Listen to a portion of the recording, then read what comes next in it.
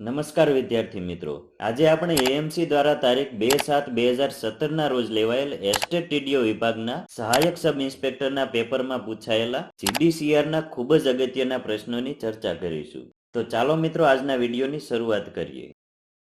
સૌથી પહેલો પ્રશ્ન છે કે મલ્ટીપ્લેક્સ એટલે એવું મનોરંજન તથા શોપિંગ સેન્ટર કોમ્પ્લેક્સ જેમાં ઓછામાં ઓછા ખાલી જગ્યા સિનેમા હોલ હોય છે અને ઓછામાં ઓછી ખાલી જગ્યા બેઠક ક્ષમતા હોય છે, તેમજ તે ખાલી જગ્યા ચોરસ મીટર અથવા તેથી વધુ એરિયા ધરાવતા પ્લોટ પર બનાવવામાં આવે છે.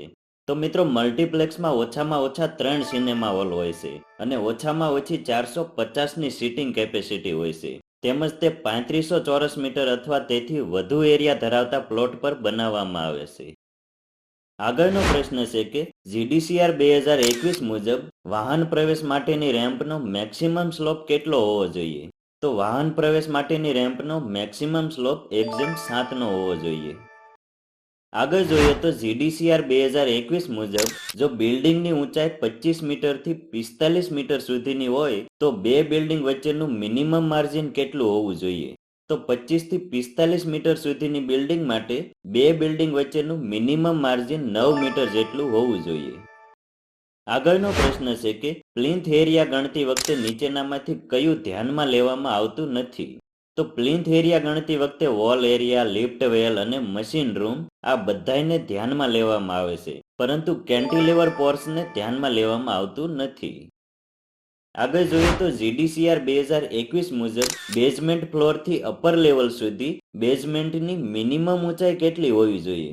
તો બેઝમેન્ટની મિનિમમ ઊંચાઈ 2.8 મીટર જેટલી હોવી જોઈએ. આગળનો પ્રશ્ન છે કે સક્ષમ સત્તા અધિકારી દ્વારા અધિકાર રૂપે મંજૂર કરવામાં આવતા મૂળભૂત એફએસઆઈને શું કહે છે? તો તેને પરમિઝિબલ એફએસઆઈ કહેવાય છે. આગળ જોઈએ તો જીડીસીઆર 2021 મુજબ જો રસ્તાની પહોળાઈ 12 મીટરથી 18 મીટર સુધીની હોય તો બિલ્ડિંગની મેક્સિમમ પરમિઝિબલ હાઇટ કેટલી હોવી જોઈએ?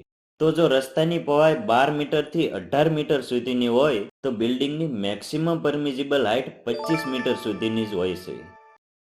આગળનો પ્રશ્ન છે કે 50 ચોરસ મીટરથી 66 ચોરસ મીટર સુધીના વિસ્તાર ધરાવતા ડ્વેલિંગ યુનિટ્સ માટેના રેસિડેન્શિયલ હાઉસિંગ માટે વધારાનો એફએસઆઈ ખરીદવા માટે સક્ષમ સત્તા અધિકારીને કેટલો ચાર્જ ચૂકવવો પડે છે? તો તેના માટે જંત્રી રેટ્સના 20% જેટલો ચાર્જ ચૂકવવો પડે છે. આગળ જોઈએ તો જીડીસીઆર 2021 મુજબ પેટ્રોલિયમ એક્ટ 1934 હેઠળના પેટ્રોલિયમ રૂલ્સ 1976 અનુસાર સર્વિસ સ્ટેશન વગરના ફ્યુલિંગ સ્ટેશન તરીકે ઉપયોગ માટેના બિલ્ડિંગ યુનિટનો મિનિમમ એરિયા કેટલો હોય છે? તો ફ્યુલિંગ સ્ટેશન માટેના બિલ્ડિંગ યુનિટનો મિનિમમ એરિયા 1000 ચોરસ મીટર જેટલો હોય છે. આગળનો પ્રશ્ન છે કે સક્ષમ સત્તા અધિકારીને ડ્રોઈંગ સબમિટ કરવા માટે સાઇટ પ્લાનમાં હયાત રસ્તા માટે કયા રંગનું નોટેશન હોવું જોઈએ? તો હયાત રસ્તા માટે ગ્રીન કલરનું નોટેશન હોવું જોઈએ. આગળ જોઈએ તો જીડીસીઆર 2021 મુજબ જો બિલ્ડિંગ યુનિટનો એરિયા 750 ચોરસ મીટરથી વધુ હોય અને બિલ્ડિંગની ઊંચાઈ 25 મીટરથી 45 મીટર સુધીની હોય તો ડ્વેલિંગ 1 અને ડ્વેલિંગ 2 સિવાયની બિલ્ડિંગો માટે મિનિમમ કેટલું સાઇડ અને રેર માર્જિન પ્રોવાઈડ કરવામાં આવે છે? તો તેના માટે મિનિમમ 6 મીટર જેટલું સાઇડ અને રેર માર્જિન પ્રોવાઈડ કરવામાં આવે છે. આગળનો પ્રશ્ન છે કે વિવિધ રૂમોને તેમની પરસ્પર જરૂરિયાત અનુસાર આયોજન કરવાની વ્યવસ્થાને ખાલી જગ્યા કહેવાય છે. તો તેને ગ્રુપિંગ કહેવામાં આવે છે, જેમાં અલગ અલગ રૂમોને તેમની પરસ્પર જરૂરિયાત અનુસાર પ્લાનિંગ કરવામાં આવે છે.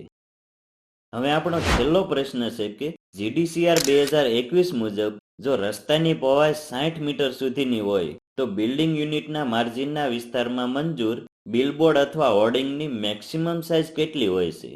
તો બિલબોર્ડ અથવા હોર્ડિંગની મેક્સિમમ સાઇઝ 9 મીટર બાય 4.5 મીટરની હોય છે. તો મિત્રો, આજનો વિડીયો જોવા બદલ આપનો ખૂબ ખૂબ આભાર. મળીએ નેક્સ્ટ વિડીયોમાં. ત્યાં સુધી તમે બીજા વિડીયો જોઈ શકો છો. Thank you.